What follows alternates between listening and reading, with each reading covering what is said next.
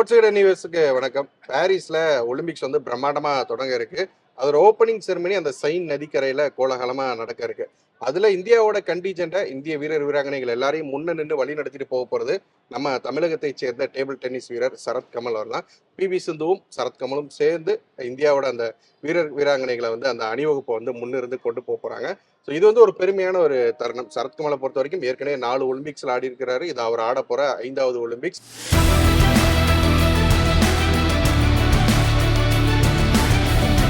இந்த சமயத்துல இப்படி ஒரு பெருமை கிடைக்கிறது. இந்தியாவோட அந்த 117 வீரர் வீராங்கனையும் முன்ன நின்று அழைச்சிட்டு போறது அப்படிங்கிறது ஒரு பெரிய பெருமை.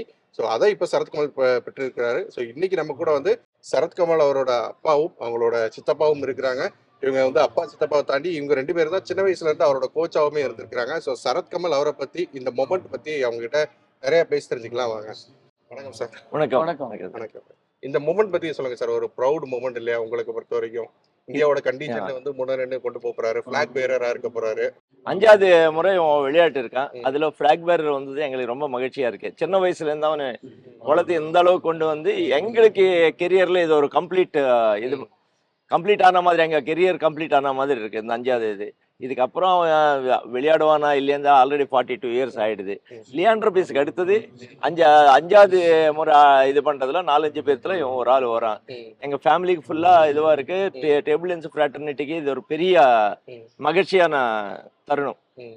பிவி சிந்து பக்கத்தில் நிக்கிறது கூட 2 தடவை மெடல்ஸ் அடிச்சிருக்கேன். இவனுக்கு இந்த வாய்ப்பு கிடைச்சதுக்கு கவர்மெண்ட்டுக்கு ரொம்ப நன்றி சொல்லணும். நாங்க பிளாக் பேரரா போக போறாரு. இந்தியாவோட தேசிய கொடியை இவர் தான் முன்ன கொண்டு போக போறாரு. பிளாக் பேரரா போறாருங்கிற ஒரு இதோட அவர் வந்து 5வது முறை ஒரு மெடல் ஜெயிக்கிறதுக்கு நம்ம அது அவருடைய கெரியர் கம்ப்ளீட் பண்ணும். ஸோ ஒரு ரொம்ப சீரியஸான பயிற்சி பண்ணிட்டு ஸோ ரொம்ப அவலா எதிர்பார்த்துட்டு இருக்கு. அதுவும் நம்ம இப்போ வந்து ஃபர்ஸ்ட் டைம் இந்தியா வந்து டீம் ஈவெண்ட் குவாலிஃபை ஆயிருக்கு. அண்ட் சிங்கிள்ஸோட டீம் ஈவெண்ட்ல நமக்கு மெடல் இது சான்ஸ் ஜாஸ்தி. ஸோ அதனால இந்த என்டையர் டீம் வந்து லாஸ்ட் 2 months-ஆ சீரீஸ் ஆஃப் கோச்சிங் கேம்ப்ஸ் நடத்துனாங்க. Table tennis federation of India, sports authority of India. So அதில் இவங்க எல்லாம் பங்கேற்று தென் ஈவன் அக்ளமடைசேஷனுக்காக ஜெர்மனி போய் மேட்சுக்கு முன்னாடி ஒரு 10 days அங்கே கோச்சிங் பயன்படுத்து. ஸோ இப்போ டீம் அங்கே இருக்காங்க. ஸோ நாங்கள் எல்லாம் கூட ஆவலா எதிர்பார்த்துட்டு இருக்கோம். அவருக்கு இப்போ 42 வயசுன்னு சொன்னீங்க. 4 வயசுல இருந்தே டேபிள் டென்னிஸ் ஆடிட்டு இருக்கிறாரு. அவரோட அந்த ஜேர்னி பத்தி சொல்லுங்களேன். இது வந்து ஒரு கம்ப்ளீட் ஆகிருக்கு. இப்போ வந்து ஒரு பிளாக் பேரரா போறாரு, 5வது ஒலிம்பிக்ஸ் போறாரு அப்படிங்கிறப்போ ஒரு ஃபுல் சர்க்கிள் வந்திருக்கு. இந்த ஜேர்னி பத்தி சொல்லுங்களேன். சின்ன வயசுல இருந்து விளையாட வச்சிருக்கோம். அவரும் வந்து ஆர்வமா ஆடுவாரு. எங்கேயும் குறை வைக்க மாட்டாரு. பிராக்டிஸ் ஆனா உடனே குதிப்பாரு. அந்த மாதிரி ஒரு இன்ட்ரெஸ்ட் இருக்கிற ஆளு சரத் கமல். சின்ன வயசுல இருந்து நிறைய பார்ட்டிசிபேட் பண்ணாரு. இனிஷியலா கொஞ்சம் அப்படி இப்படி இருந்தா கூட ஒரு 18-20 இயர்ஸ்ல வந்து started playing very well. First nationals வந்து குர்காவில் வின் பண்ணாரு. அதுக்கப்புறம் ஃபர்ஸ்ட் காமன்வெல்த் சாம்பியன்ஷிப் கவுலாலம்பூர்ல வின் பண்ணாரு. அப்போ வந்து இருக்கிற மெம்பர் செக்ரட்டரி கிட்ட, சார் நீங்க எல்லாமே இன்சென்டிவ்ஸ் கொடுக்குறீங்களே, தமிழ்நாடு கவர்மெண்ட் கிட்ட இன்சென்டிவ்ஸ் கொடுக்குறீங்களா அப்படி இப்படின்னு சொல்லிட்டு நான் போய் கேட்டா, இல்ல இவர் வந்து காமன்வெல்த் கேம்ஸ் வின் பண்ணோம்னு சொன்னாங்க. மெம்பர் செக்ரட்டரி சொன்னார். எங்கடா இது முடியும்னு நினைச்சேன். பட் அவன் வந்து அதுக்கப்புறம் ஆஸ்திரேலியாவில் நடந்த 2006 நடந்த காமன்வெல்த் கேம்ஸ் வந்து 2 டபுள் கோல்டு மெடல் அடித்தார். அப்போ வந்து இவனுக்கு வந்து அந்த 4 மெடல் ரொம்ப சந்தோஷமா இருந்தது.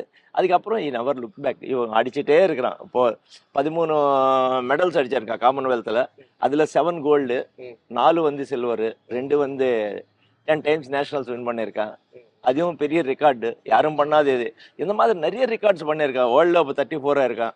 இந்த மாதிரி இது பார்க்கும்போது அவன் உண்மையாவே அந்த சர்க்கிள் கம்ப்ளீட் ஆன மாதிரி எல்லாருக்கும் ஃபீலிங் வரும். எங்களுக்கு மட்டும் இல்லை, எல்லாரும் தெரியும். நிறைய ரெக்கார்ட்ஸ் கிரியேட் பண்ணிட்டான் அவன். ஹை டார்கெட் வச்சு அது சஸ்டெயின் பண்ற அளவுக்கு அவனை ஹார்ட் ஒர்க் பண்ண வச்சு அந்த மென்டல் மேக்கப் கிரியேட் பண்ணி இதெல்லாம் so many years of hard work has gone into it. ஒரு 2-3 வார்த்தையில சொல்லுங்க அப்படின்னா கஷ்டம். பட் அந்த மாதிரி ரொம்ப அவனுக்கு வந்து ஒரு சமையர் அதான் சீனியர் ஸ்கூல்ல வர்றப்போ அந்த நேரத்தில் வந்து ஒவ்வொரு ஈவெண்ட்டும் அந்த டிரான்சிஷன் பீரியட் இது ரொம்ப இம்பார்ட்டன்ட். சப் ஜூனியர், ஜூனியர்லேருந்து யூத்லேருந்து மென். அந்த மென் ஸ்டேஜ் வர்றப்போ அப்போ நாங்கள் வந்து இன்னும் கடுமையான இது பண்ணணும். தட் இஸ் ஒரு ஸ்டேட் ரெப்ரசென்ட் பண்ணுறதோ அப்போ இன்டர்நேஷ்னல் டோர்னமெண்ட் ஆடலை. But international tournament first time ஆடுறதும் ஜெயிக்கிறதும் 2ம் ஏன் ஒரே ஈவெண்ட்டாக நடக்கக்கூடாது? ஆடிட்டு அப்புறமா கொஞ்சம் மறுபடியும் எக்ஸ்பீரியன்ஸ்.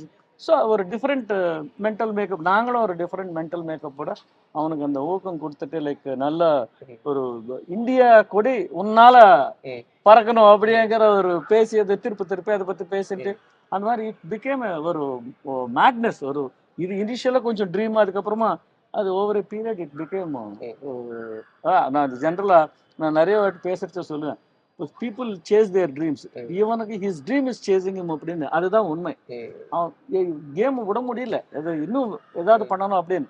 அதனாலதான் ஒரு 42 வருஷத்துல ஒருத்தர் இன்னும் ஸோ அது அந்த ஒரு தனி குவாலிட்டி இருக்கு. அந்த மாதிரி ஒரு ரேர் குவாலிட்டி தான். இப்போ இதுக்கு முன்னாடி சார் சொன்னார் இல்லைங்களா, கமலேஷ் மேத்தான் ஒரு 8 டைம்ஸ் நேஷனல் சாம்பியன்ஷிப், யாரும் அதை உடக்க முடியாது அப்படின்னு. அந்த 8 டைம்ஸ் ஈக்குவல் பண்றப்போ பெரிய இதுவா இருந்தது. அதுக்கப்புறமா 9th time. But not only that, பாருங்க அப்பவும் சரத் கமலுக்கு சாட்டிஸ்ஃபேக்ஷன், பரவாயில்ல நான் பண்ணிட்டேன் இனிமே நமக்கு அப்படியெல்லாம் இல்லை. அடுத்த வருஷமும் அதுவும் very old like relatively age ஏற ஏற அவர் இன்னும் மெச்சூர் ஆகுறாரே தவிர, அந்த மாதிரி world rankings also it kept on increasing. அது இன்னும் நிறுத்தலை. இப்போ கூட இப்போ வேர்ல்ட் நம்பர் 34ல இருக்காரு. ஓகே, ஸோ அதனால நாங்க எங்களுக்கு தெரியும் இவனுக்குள்ள ஒரு தனி ஒரு இது இருக்கு, என்ன வேணாலும் பண்றதுக்கு வாய்ப்பு இருக்கு. அதனாலதான் ரொம்ப ஆவலா காத்துட்டு இருக்கோம். பெஸ்ட் பெர்ஃபார்மன்ஸ் இதுக்கு முன்னாடி ப்ரீவியஸ் ஒலிம்பிக்ஸ்ல மாலாங்க வேர்ல்ட் சாம்பியன், அவர் 3 டைம்ஸ் வேர்ல்ட் சாம்பியன். அவரோட ஒரு கேம் எடுக்கிறதுன்னா ஆக்சுவலா தேர்ட் கேம் எடுக்க வேண்டியதா இருந்தது 9 ஆல். அவர் டைம் அவுட் எடுத்து அந்த லெவல்ல ஒரு நம்ம இந்தியன் பிளேயர்ஸ் அந்த அளவுக்கு பயப்பட மாட்டாங்க. பட் டைம் அவுட் எடுத்து திருப்பி வந்து டக்குன்னு அந்த கேம் எடுத்துட்டு, ஏன்னா அவங்களுக்கு தெரியுது இந்த சீரியஸ்னஸ். இந்த கேம் கையிலேருந்து போயாச்சுன்னா Sharath Kamal can do anything. ஏன்னா அவருடைய ட்ராக் ரெக்கார்ட் பின்னாடி இருக்கு இல்லைங்களா. இப்போ அவர் அப்செட் பண்ணக்கூடிய பிளேயர், நிறைய வேர்ல்ட் லெவல் பிளேயர்ஸ் அடிச்சிருக்காரு. ஸோ அதனால அந்த பயத்துல அவங்க தீஸ் ஆர் ஆல் பாயிண்டர்ஸ். இப்போ நீங்க ஏன் எவ்வளோ எதிர்பார்க்குறீங்க, அது ஓவரா தெரியலையா உங்களுக்குங்கிற மாதிரி இல்லாமலே he is capable of doing itங்கிறது எங்களுக்கு தெரியும். அதனால கொஞ்சம் நாங்களும் ஆவலா காத்துட்டு இருக்கோம்.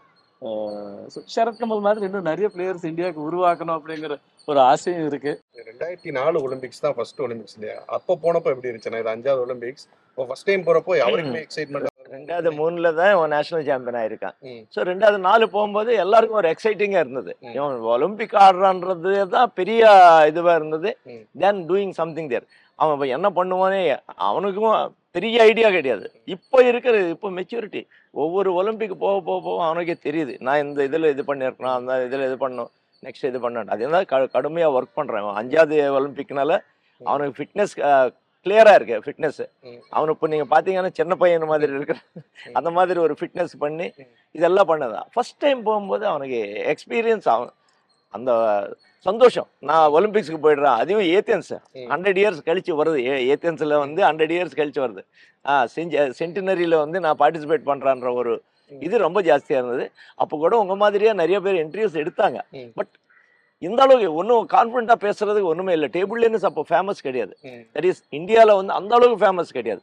அப்புறம் இப்போ வந்து அர்மித் தேசாய் வந்தார், சத்யன் இருக்காரு, அமல்ராஜ், ஷரத் கமல், மணிகா பாத்ரா இந்த சைடு, ஆகுல் ஷிர்ஜா, இத்தனை பேர் வந்து இன்டர்நேஷனல் ரேங்கிங் இப்போ 100க்குள்ள 50க்குள்ள இருக்காங்க எல்லாமே.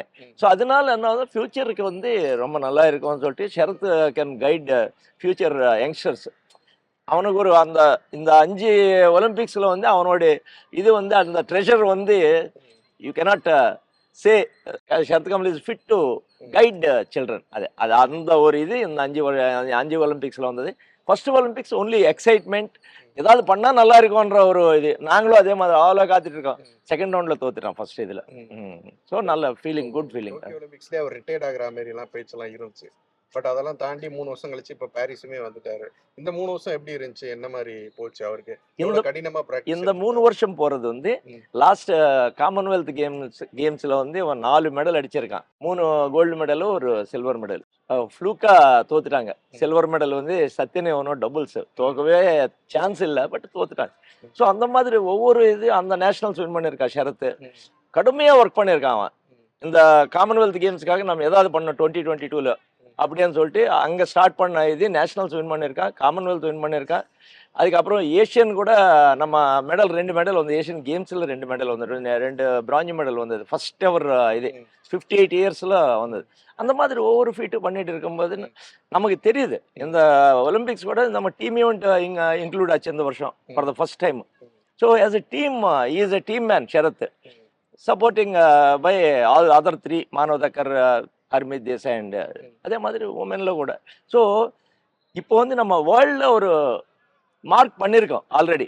இன்னும் அது முன்னுக்கு போயிட்டு டாப் 10க்குள்ளே வந்துருவோன்ற ஒரு இது ஆஸ் ஏ கோச்சஸ் நானும் என்னோட தம்பி டிஸ்கஸ் பண்ணும்போது அந்த மாதிரி தான் பண்ணுறோம். ஃபியூச்சர் நல்லா இருக்கு டேபிள் டென்னிஸ்க்கு, டெஃபினட்டாக வருவாங்க அப்படி. கோச்சா நீங்க 2 பேரும் அவருக்கு என்ன மெசேஜ் சொல்ல போறீங்க? மெடல் சான்ஸ் இருக்கு, ஃபிளாக் பேரரா போறாரு, உங்களோட விஷஸ் என்ன அவருக்கு? கோ ஃபார் த கோல்டுன்னு இங்கிருந்து நாங்க கத்துறோம். அங்க பக்கத்துல இருந்து ஃப்ரெண்ட்ஸ் எல்லாம் கூட போயிருக்காங்க. So when you aim big anything can happen. At least கொஞ்சம் அப்படி ஃபால் பேக் பண்ணா கூட ஏதோ ஒரு மெடல் ஜெயிக்கிறதுக்கும் வாய்ப்பு இருக்கு இல்லைங்களா? பட் போறதே வந்து நான் எப்படியாவது ஃபர்ஸ்ட் ரவுண்ட் ஜெயிக்கிறது, செகண்ட் அப்படியெல்லாம் இருக்கக்கூடாது. ஸோ சின்ன வயசுல இருந்து நம்ம அவனுக்கு அது அந்த இது மென்டல் மேக்கப் அந்த மாதிரி நாங்க ஸ்ட்ரெங்தன் பண்ணிருக்கோம். இப்பவும் அதை தான் திருப்பி சொல்ல போறோம். Yes, go for the goal, why not? அதேதான் நானும் 2 பேரும் அவர் சொன்னாருன்னா நானும் அதே தான் இது பண்றேன். இப்போ இந்த வருஷம் ஷரத் ரொம்ப கான்ஃபிடென்ட்டா இருக்கான். இந்த டீம் ஈவெண்ட்ல வந்து எங்களுக்கு எப்படியாவது 3 ரவுண்டு வின் பண்ணோன்னா எங்களுக்கு மெடல் வர இது, இன்னொரு ரவுண்டு வின் பண்ணோன்னா கோல்டு வரும். நான் கான்ஃபிடென்ட்டா சொல்றேன், இந்த தடவை மெடலோட வருவாங்கன்னு நினைக்கிறோம் நாங்க.